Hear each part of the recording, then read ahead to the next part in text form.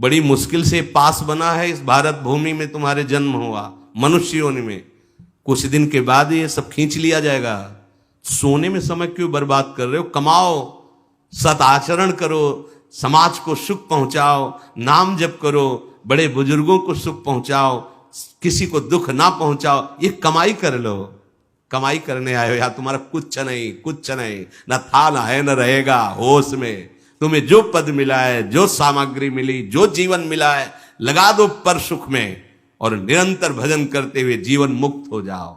क्योंकि स्वसुख में पाप बने हैं तो तत्सुख में समस्त पापों पर विजय प्राप्त कर लो। पर समझ नहीं आता। हर समय हमें सावधान रहना है। एक समय नींद को देना है, उचित दे लो, क्योंकि आप साधक हो, उचित दे लो। इसके बाद इससे शत्रु की तरह बर्ताव करो। अभ्यास बहुत बड़ी ताकत है, बहुत बड़ी ताकत। ये कोई सिद्धि नहीं, अभ्यास।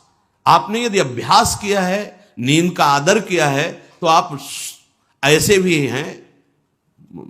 साधकों के सामने ही बताया था उन्होंने कि मुझे बस भोजन पवा दो तो मैं सो जाऊंगा, फिर भोजन पाऊंगा, फिर सो जाऊंगा। मेरा अभ्यास इतना दृढ़ है। वह धन्य है आपका जीवन जो ऐसा अभ्यास सिद्ध कर लिया है। अरे बर्बाद करने के लिए सोना थोड़ी है।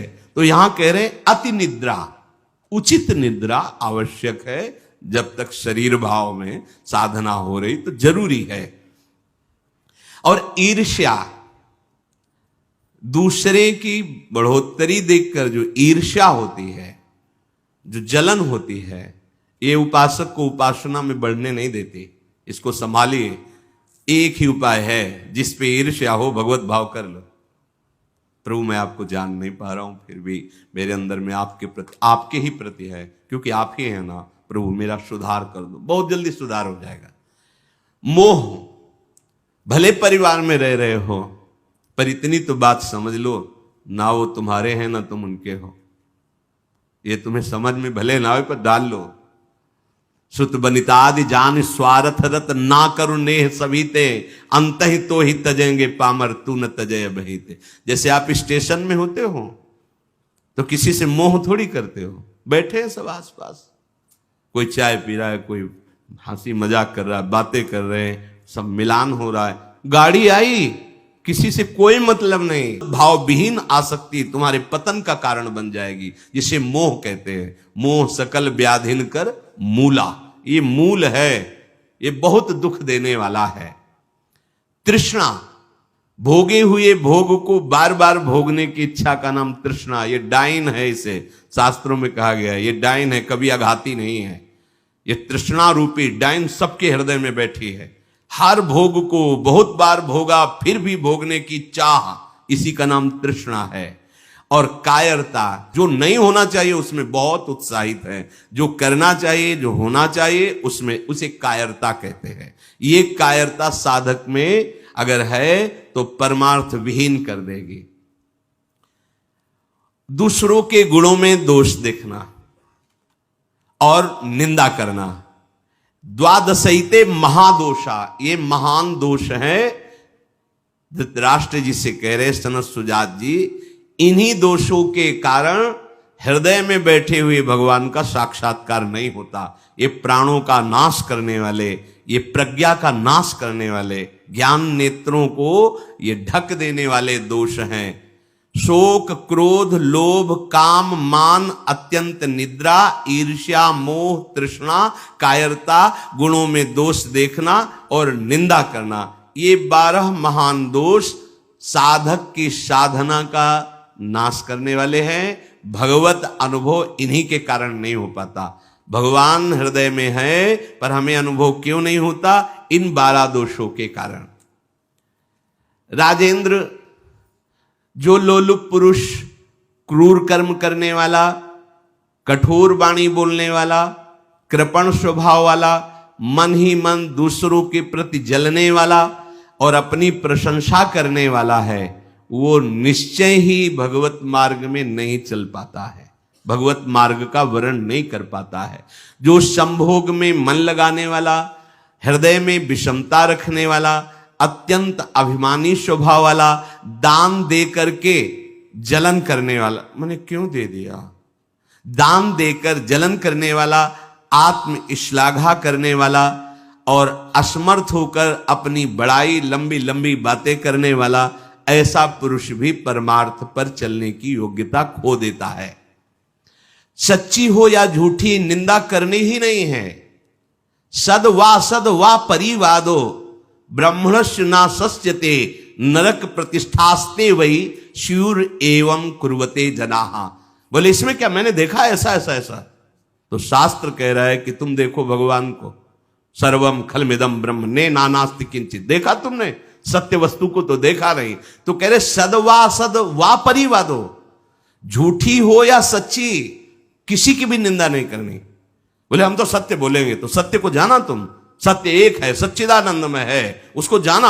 अगर उसको नहीं जाना तो तुम झूठे तो हो ही, तो तुम्हारी हर बात झूठी है। बोले नहीं हम सत्य बोलते हैं, हमने जो देखा। तुम क्या देखा? जो देखना चाहिए वो देख पाए, जो नहीं देखना चाहिए वो देख पाए। तो तुम तो झूठा देख रहे हो, झूठा बोल रहे हो।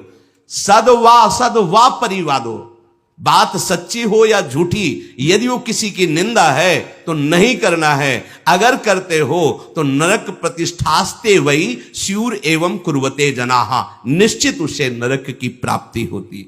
ये सनत सुजात जी महापुरुष बोल रहे हैं। जो बहुत बकवाद करने वाला है, दूसरों के दोषों का वर्णन करने वाला है और धन का दुरुपयोग करने वाला है, प्राणियों को कष्ट पहुंचाने वाला है, ऐसे आचरण वालों को देख करके प्रणाम मन से करके दूरी बनाओ। इनका संग नहीं करना चाहिए। इसलिए वो धन्य है जो सब प्रकार की कुचेष्टाओं का त्याग करके एकांत मन से भगवान श्री हरि की उपासना करते हैं। ना किसी से स्तुति, ना किसी से निंदा, ना किसी से राग, ना किसी से द्वेष। वो महापुरुष बालवत हो जाते हैं। बालवत, निर्विकार, ब्रह्म का साक्षात्कार करके बालवत चेष्टा के द्वारा जीवन व्यतीत करते हैं। वेदों में इसी स्थिति को जीवन मुक्त अवस्था कहते हैं। हे राजन, सच्चिदानंद परब्रह्म की प्राप्ति ही इस जीवन का परम लक्ष्य है। जो इस लक्ष्य को निश्चित करके, जो बताए हुए दोष है उनका त्याग करके, असाधनों का त्याग करके साधन में स्थित रहता है, निश्चित उसका स्वभाव बालवत। बड़े बड़े महापुरुषों को देखे एकदम निर्विकार, बालवत चेष्टा, बोधवान होते हुए भी अबोधवत चेष्टा। जैसे बच्चा, ना किसी से राग, न किसी से द्वेष, खेल रहे हैं स्वभाव। जीवन मुक्त महापुरुष कर्ता और भोक्ता भाव से रहित होते हैं। कोई भी दोष उनका स्पर्श नहीं करता। वो जगत मंगल करते हैं। वही स्थिति अपने को प्राप्त करने का समय दिया गया है। बहुत सावधान, बड़ा झूठा खेल फंसा के हमारे समय को नष्ट किया जा रहा है। बस फंसा के हमारे समय को, चतुरता यही है कि आप अपने समय को बचा लें। कैसे? रामय भजते चतुर नर, जो प्रभु का स्मरण कर रहे, नाम जप कर रहे, धन्य है उनका जीवन। और यही जीवन धन्य होने के लिए हमें अवसर मिला है। चूको मत, लक्ष्य को रखो दृढ़। एक क्षण भी कभी सुख नहीं मिला जिसे सुख कहते हैं। किसी भी योनि में, किसी भी लोक में जब आप राधा राधा राधा एक एक वृत्ति लगी हुई, उस समय जो परमानंद उठता है वो किसी लोक में नहीं है, कहीं भी नहीं है। विश्वास कीजिए। केवल भटकना है, केवल समय बर्बाद करना है, केवल निराशा हाथ लगनी है। अब ये समझ में आ जाए, अभी तो समझ में आ रही है, लेकिन जब भोगाकर्षण और भोग समीप होते हैं तो उनकी ऐसी आकर्षणमयी वृत्ति है कि हम भूल जाते हैं क्या करने जा रहे हैं, क्या कर रहे हैं, क्या करना है, भूल जाते हैं। भूलना ही मृत्यु है, विस्मृति ही मृत्यु है, स्मृति ही अमरत्व है। अगर स्मृति चल रही है, आपकी स्मृति जागृत है, तो कोई भी भोग आपको सुखद नहीं लगेगा। है ही नहीं सुखद, मान लीजिए है ही नहीं सुखद। क्लेश, अशांति, पश्चाताप, चिंता, दुख, तृष्णा, ये सब एक साथ हृदय को जलाती हैं। पर अभी शीतलता नहीं मिली भगवत चरणारविंद की, इसलिए इसी जलन को शीतलता समझते हैं। जब गांव में गुड़ बनाया जाता है तो उसके ऊपर फेन निकलता है, उसको जब बच्चे चाटते हैं ना तो आनंदित होकर नाचते हैं, मीठा है, अच्छा है। अगर उनको रबड़ी मिल जाए फिर उसको कहा जाए तो नहीं। ये जो भगवदानंद का अनुभव करने वाला मन बुद्धि है वो ये कह रहे हैं, हरि बिनु छिन न कहो सुख पायो, बैठा लो हृदय में। कल महाराष्ट्र के संत आए तो तुकाराम जी का एक हिंदी में अभंग बोला था।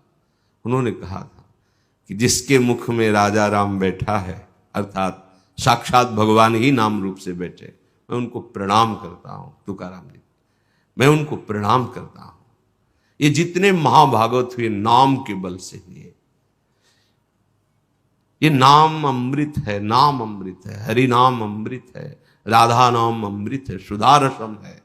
मान लीजिए, मान लीजिए, कहीं सुख नहीं, समय बर्बाद हो रहा है। 50-50 वर्ष की आयु हो गई, 60-60 वर्ष की आयु हो गई, वही चिंतन भोगुम। कितने जन्म हो गए यही चिंतन करते हुए, है नहीं मिला। दुख तो दुख है ही, यहां का सुख जो भास रहा है वो भी दुख है। जिसे तुम सुख समझते हो ये सुख नहीं, सुख की छाया है, समझ पड़ती नहीं, ये गिरधर की माया है। जिसे तुम सुख समझते हो ये सुख है। जैसे अपनी वृत्तियां कहां जा रही हैं? शरीर में सुख, शरीर संबंधियों में सुख, शरीर भोगों में सुख, धन में सुख, मान में सुख। मान में सुख है, प्रतिष्ठा में सुख है। कैसे जानोगे कि तुम प्रतिष्ठा में महान दुख है, घोर बंधन है, एक यंत्रणा है।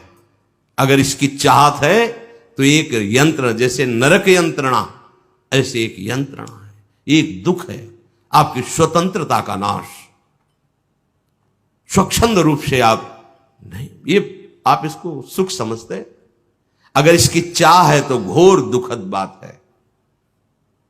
एकमात्र भगवदानंद में ये बहिर्मुख करने वाली वृत्ति, मान प्रतिष्ठा का सुख, ये भयानक दुख है। समझ में नहीं। सम्मानम कल्याति घोर गरलम, समझ में नहीं आ रहा।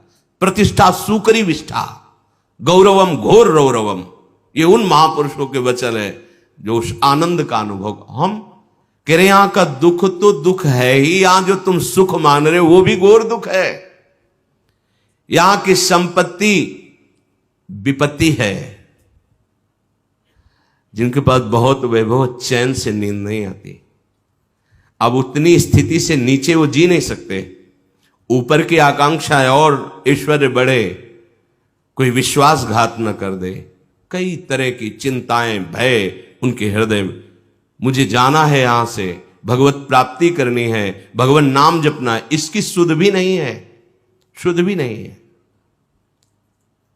यहां की संपत्ति घोर विपत्ति ही है।